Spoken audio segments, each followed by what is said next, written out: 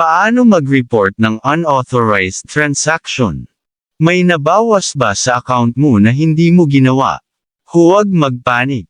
Narito ang dapat mong gawin agad para ma-report ito at maprotektahan ang pera mo. Napapansin mo ba na may transaction sa account mo na hindi mo maalala? Sa totoo lang, nangyayari ito kahit sa maingat na tao. Minsan dahil sa card fraud, phishing links, compromised accounts, unauthorized purchases. Ang importante, kumilos agad. Step 1. I-check muna ang transaction details.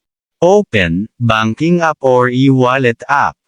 Click, transaction history. Click ang kaina-hinalang transaction. Tingnan ang date, amount, merchant name. Baka kasi nakalimutan mo lang ang transaction. Step 2. Kapag sigurado kang hindi ikaw ang gumawa.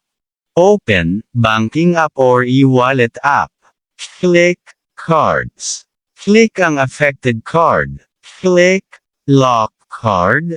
Or, temporarily block card. Para hindi na madagdagan pa ang unauthorized charges. Step 3. I-report agad sa customer support. Open, banking app or e-wallet app. Click, help center. Click, contact us. Kung may hotline, tawagan agad ang official hotline ng bank o e-wallet. Mas maaga ang report, mas mabilis ang investigation. Step 4. Mag-file ng dispute report. Open, banking app or e-wallet app. Click, help center. Click, report unauthorized transaction. Kung wala, humingi ng dispute form sa customer support. Ilagay ang kumpletong details ng transaction. Step 5. Mag-save ng ebidensya. Open, banking app or e-wallet app. Screenshot ang transaction details, reference number, date at amount. Makakatulong ito habang iniimbestigahan ang kaso. Step 6. E-check lagi ang updates. Open, email app. Click inbox ng registered email mo. O kaya, open, banking app or e-wallet app. Click, notifications. Click, messages. Dito kadalasang ipinapadala ang status ng dispute.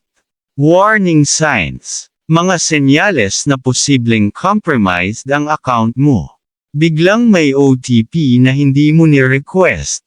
May login alert mula sa hindi mo kilalang device. May transaction na hindi mo ginawa. Biglang nagbago ang account information. Huwag baliwalain ang mga warning na ito. Extra tips. Huwag ibigay ang OTP kahit kanino. Iwasan ang kaina-hinalang links. Gumamit ng malakas na password. E-enable ang transaction notifications. Palaging i-update ang app.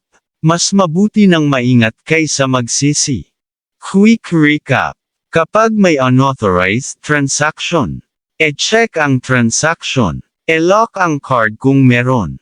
Tawagan ang customer support. Mag-file ng dispute report. Mag-save ng screenshots. Bantayan ang updates. Kilos agad para mas mataas ang chance na maresolba ang issue. Nakatulong ba ang tutorial na ito? Kung oo, suportahan mo naman ako. Follow my page. Like at share. Comment kung gumana sa'yo. May gusto ka pang matutunan. Comment mo lang dito. At gagawan natin yan ng next tutorial.